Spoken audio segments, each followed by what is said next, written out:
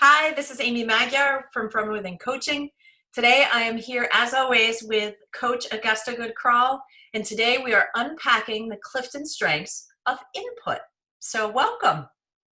Good morning, Amy. Nice to see you. Excited to be here. And I am excited because you have input. It is number 3 for you, right? It is number 3 for me. Yes, Awesome. it is. Awesome. Yeah. Would you do us a favor, because this may be the first time, if this is number 1 for someone, input, they may not know what some of your other strengths are. Will you go through your strengths just so they know? Absolutely. Yeah, I need to have you have a card that you hold up for yours. I need that also because it's really important, I think, to understand for myself always how they fall and in what order they're in and what my top 5 are. So my top 5 are strategic, learner, input, futurist, and individualization.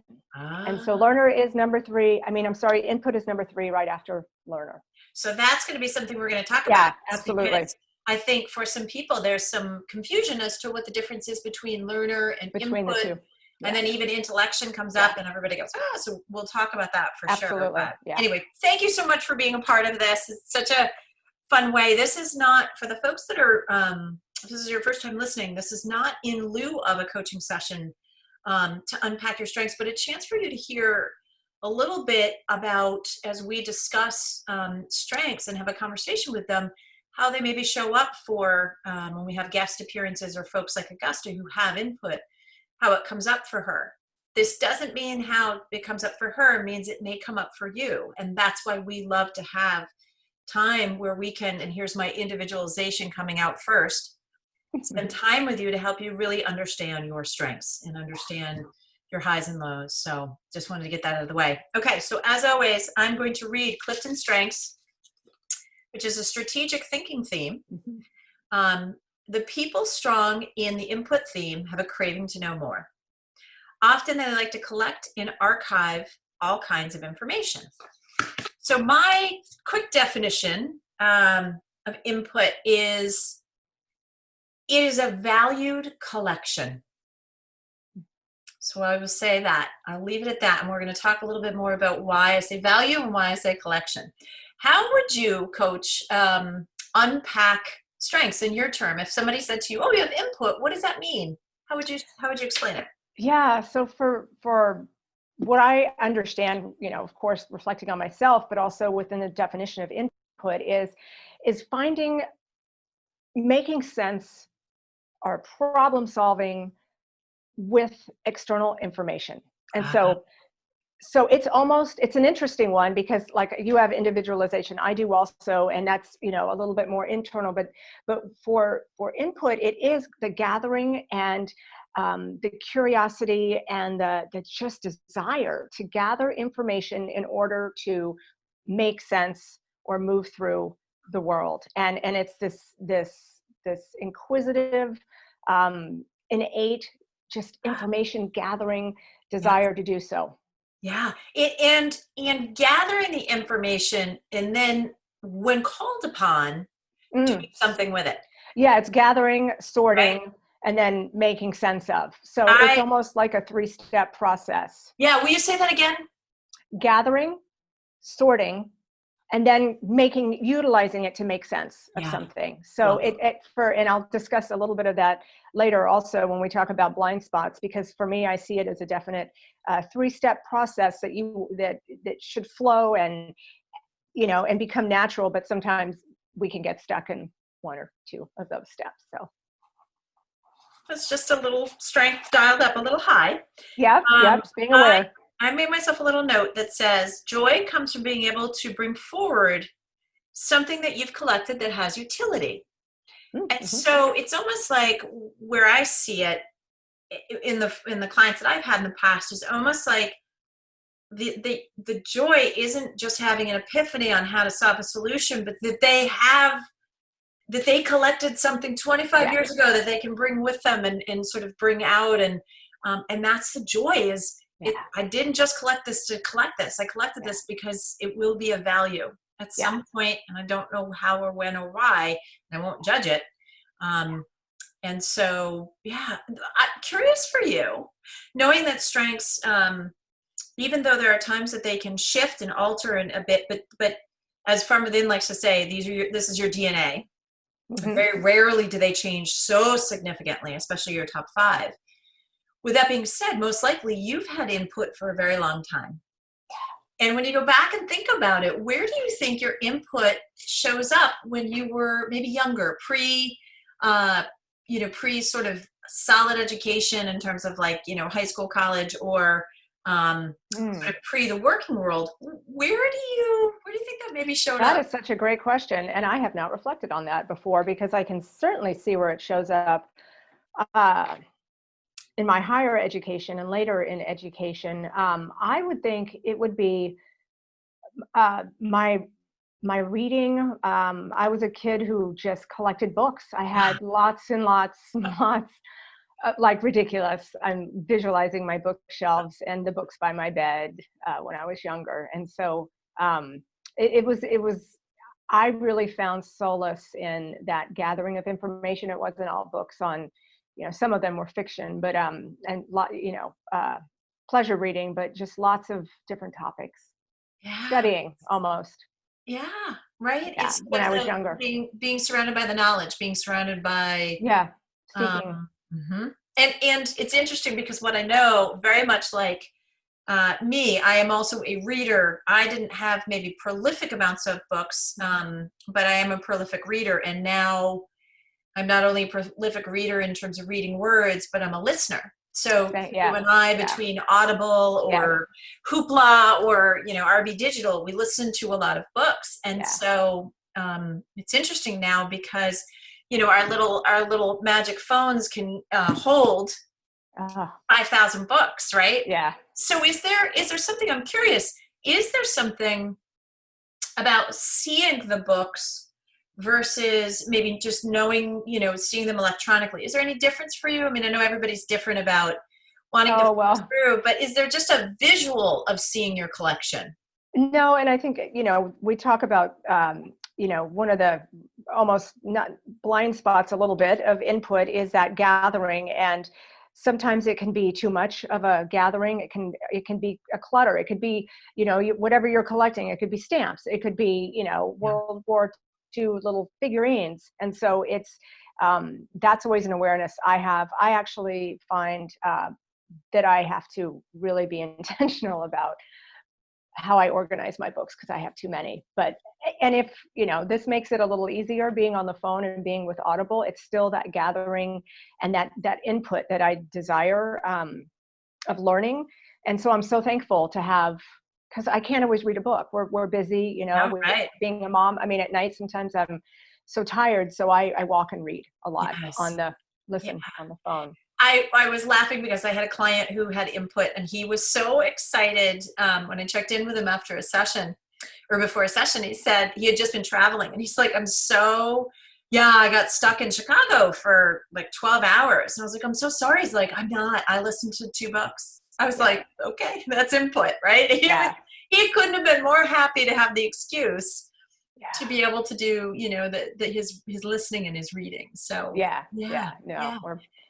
I think you brought up a really great point of sort of the sort of the basement or the dark side sometimes of input can be physically that there may be a lot of collections. I think the other thing that happens, and it's interesting, is Gretchen Rubin brings up this idea that there are 4 tendencies in people: obliger, rebel, questioner, and upholder. And so obliger, questioner, upholder, rebel. The questioner is sometimes, if we could compare that questioner to input, I have physically been challenged by people that have questioning and input because when I'm coaching them, they ask me why. Yes. And they start gathering information, why is that important to know? Or why do you think that is? And so I almost feel like at first, my first reaction is that they're doubting me. They're not. They're collecting information. It helps them understand more. But the questioning can be, so for someone who has someone with input in their life, if they also have the tendency to be that questioner, they're not doubting. Right. questions don't mean doubt. Questions are actually Right. our super tools as coaches, right? We don't doubt when we ask questions. We're curious. Yeah. So It's it's the that basic. curious Yeah, right. and that inquisitive. It is so interesting. I think, one of the things is that it's a tool for us gathering awareness. And I think input often is what people are gathering are tools, right? Information that they can Absolutely. use. Yeah. And it's that true inquisitiveness that helps them to make sense of what it is that is in front of them. And I just had this thought of the 2-year-old or the 3-year-old, when they go through a phase of everything is why, but why. And as a parent, you're like, oh my goodness, and you'll go with the why until you just are like, I can't give you another why right now. And that is a natural curiosity that I see in input. And it's not a doubt. It's almost like, well, I want to break this out more. I want to untangle it more. It's not just settling on, oh, okay, this is the way it is. You said this, so this is the way it is. It's really that I need to look at this more. And I think for me, when I found out my strengths, there's so many aha moments that helped explain, looking back, who I am and my journey. And I was in reach for many years. Science was, my passion. And it's again that just not settling for, well, anybody saying, a doctor or somebody else, a professional saying this is the way it is. It's that, but I need to know a little bit more. Why? Until I'm satisfied. Yes. So with that being said, imagine being a leader with input, right? The beauty of that is that if you have somebody that's one of your leaders with input, they have a collection of history, a collection of knowledge. Beautiful. The challenge is that they may often feel like they need to collect information in order to make a decision. Oh, yes. And it feels, again, like it's a doubt for the person's like, I just gave you everything I had. And the leader's like, I need more. Yeah. So as a leader, just being aware that not everybody has input, right? So what we know about our strengths is not everybody has your strength, and allow them to collect data. If you need more information, explain why you need more information. Not, I doubt you. Yeah. It fuels me to understand more and to go deeper. But also to be sure that it doesn't keep you from, if you don't have all the facts, because often as leaders, we have 70% of the facts we need to make a decision, but the 30%, there's no way they're coming out. You can't possibly get them for whatever the reason is, right? You have to make the decision based on 70%. And often some leaders who get stuck in input think they need the 100% to make the decision. Definitely a sticking point for someone with high in input. Yeah. It's it's again going to that phase, those 3 phases. And I see that within myself, and I've seen that in some of the clients I've coached and helped them understand that at some point it's so easy for us to get stuck in the gathering. We need to go ahead and go through the next 2 steps so that we can execute or take action. It is definitely something that a weakness of mine, where I just want to keep getting more and more information, and it keeps me stuck sometimes. So being aware of that. Right. When is enough, right? Sort of the Brene Brown good enough. Yes. And it's wonderful, but as having somebody with input on a team or partnering with somebody with input is a great thing, because they can be so resourceful, especially in a time of conflict, of really making sure that all the information is gathered in order to make a decision, in order to find a common agreement and move forward. So it's there's so many beautiful strengths to working with somebody who has this type of desire to get more. Yes. And being patient with a person, not only sharing that information to get to the solution, but sort of they may even share how they collected it or why it was important. So oftentimes we're sitting in meetings, or in the world that we're living in 2020, we're sitting in a virtual meeting. Time clock is ticking. All of us want to get off of these things quicker. And yet somebody starts going into a deeper story. And as a leader or as somebody that's maybe facilitating the meeting, understand that part of the fuel comes from the sharing of how this was found, how this was collected. And so cutting them off actually will create a bit of a disruption for their joy. But it's helping them understand, I'm going to make the person's name Sarah. Sarah, amazing. I need to just cut you off for a second. Amazing that you even knew that we might need this information. Because of time, I just want to be aware. We want to hear more about the collection process. Perhaps that could be something you could follow up with us on in a document so that we know, right? Yeah. Because that's also giving them some joy of being able to create the document of how they collected. And Absolutely. So, it's still allowing them to share. It just may be, hey, because of time, just want to be aware, but making sure that you're saying we find this of value.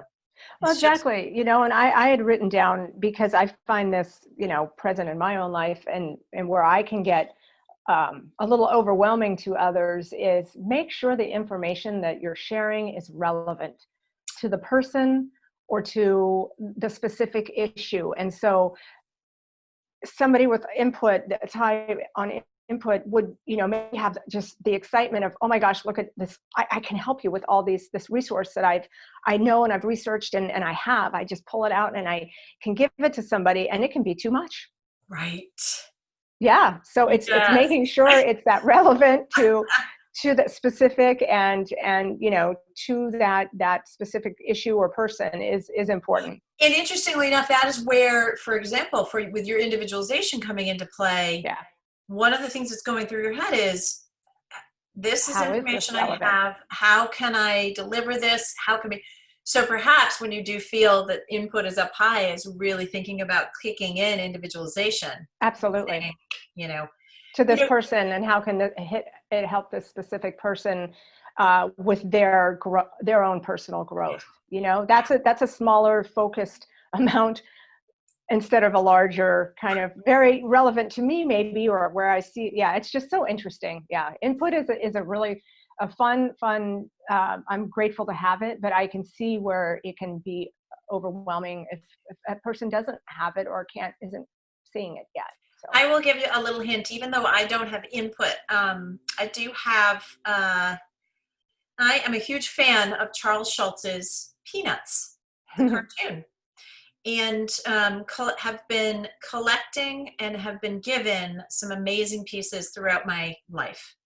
And it got to be a point where I didn't have space to be able to show and share. And there's so much history in what I had. And so just a tip for some folks with input is, when you have collections, remember that your collections don't have to live with you.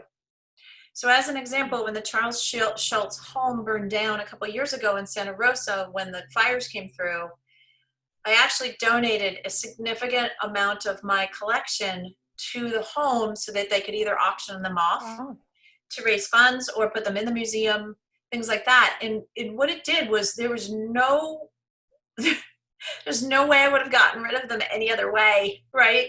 But it felt like I was remembering that this was going to help someone else, but was almost too overwhelming for me to have. Is that sometimes that collection can go to other people. I still have the incredible memory of almost every one of those pieces. I don't have to visually show you the piece.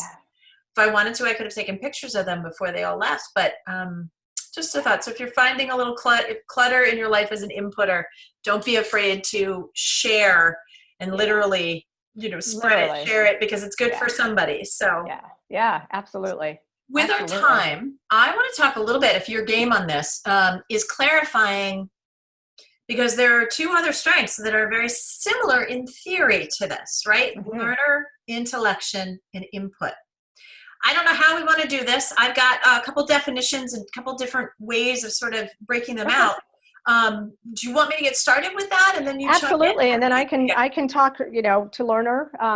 Let's do that. For sure. Let's actually have you talk a little bit about how you would describe to somebody the difference between learner and input. Kind of putting you on the spot there. Okay. Well, I had written out, my top 3 strengths are actually the strategic strengths of these. And for me, when I think about input, it's, when we think about our strengths, it's what excites us, what we're innately just kind of motivated to move toward. It's how we process our information and make sense of the world. For input, it's like the information excites me.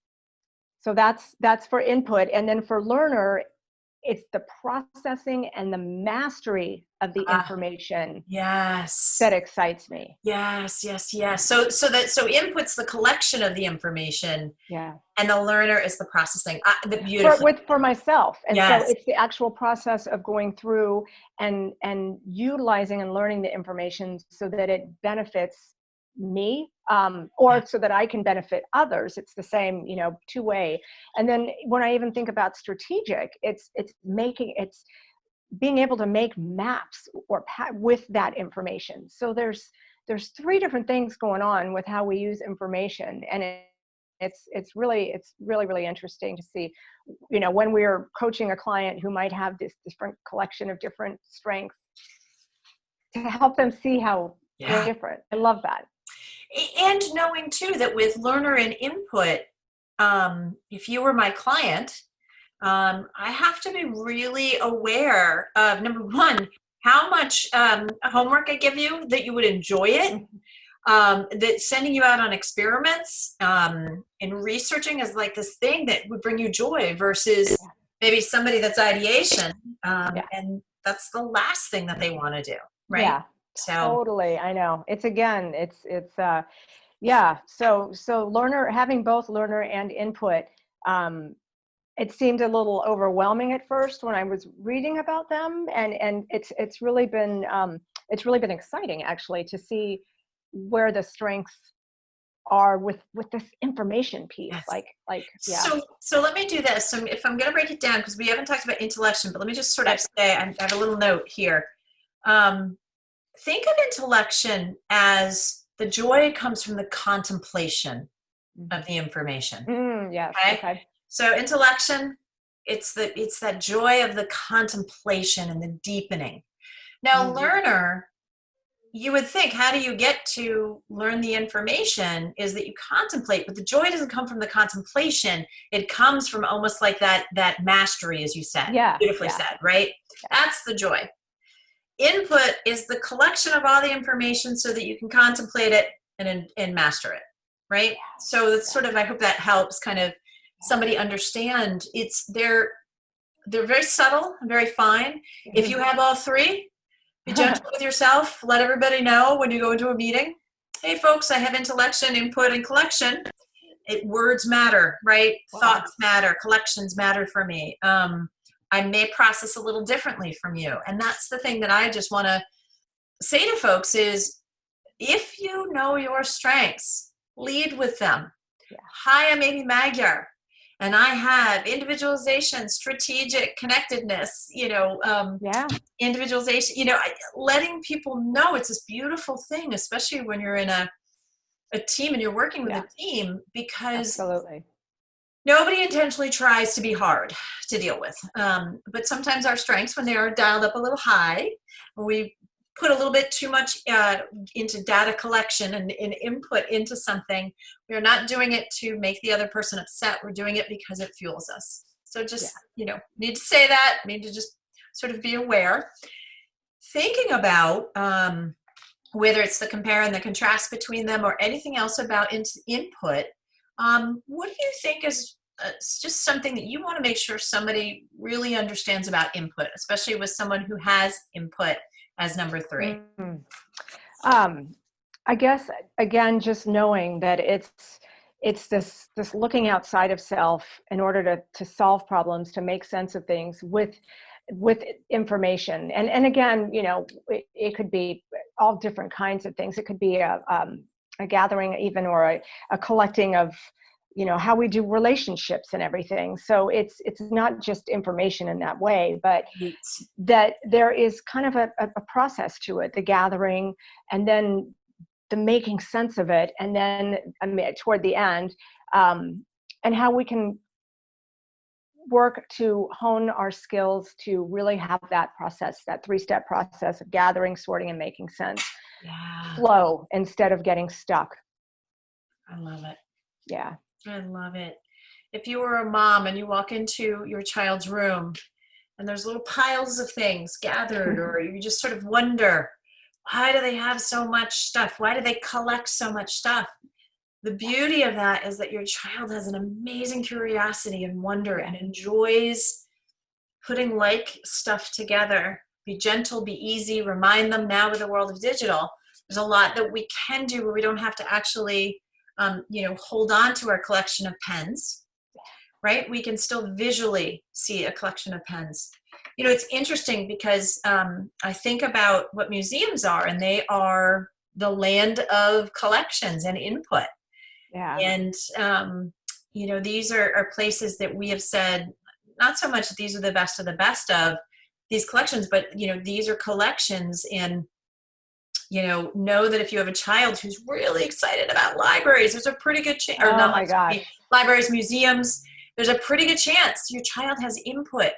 Yeah. Remember, it is a beautiful gift to have, because they are the resourceful, they're going to be the resource for people, the ability to be able to remember, okay, so not only was the Constitution written and signed in 1776, but what day of the month was that, and what all these little things of like specifics, and what hour did they do it. And even though for you it may seem like it doesn't matter, for the person that's sharing, it does. It does matter. And so give them a little bit of space for that. So love it. The library. I know. I definitely was a library rat. I loved it. I absolutely loved writing papers, going to the little files. I mean, it's dating myself here, but that just gathering, it's just a wonderful thing. Yes. Now, Marie Kondo would tell us that, decluttering is an important thing, and tidying up. And I will leave it at this of, remember that, a collection is more than one thing, but it doesn't mean it has to be 1,000, right? And so just remembering that the information, when we're talking to somebody, the information we're going to share, we may have 5,000 different ways of explaining to somebody. They may only need 1 or 2, right? Yep. So just being flexible, just being aware, and but if you meet somebody who is a learner or has intellection or input, know that you've got more of a chance of being able to tell the entire 5,000 collection, and really enjoy that. So absolutely. Augusta, you've given me a lot of really great insight. I'm glad that you gave me a lot of information. Isn't that fun? The input gave me a lot of, yes, thank you. But just really appreciating the 3 steps and understanding where sometimes people can kind of get caught up. Yeah, knowing myself, that's definitely, it made, I say this, I think every time we speak about a strength, but when I learned my strengths, it really helped me not only make sense of who I was, look back, but it really, the awareness of where I can have a strength dialed up, or I'm not, mature in all areas of it, has been so incredibly helpful for me to going forward in what I do. So it always excites me to talk about strengths. Well, I'm so grateful that we did that today. Thank you so much for everything, Thank you, as Amy. always. And we will see you all, the listeners and watchers. We will see you for your other 4 strengths. We can't wait to continue to unpack them with you.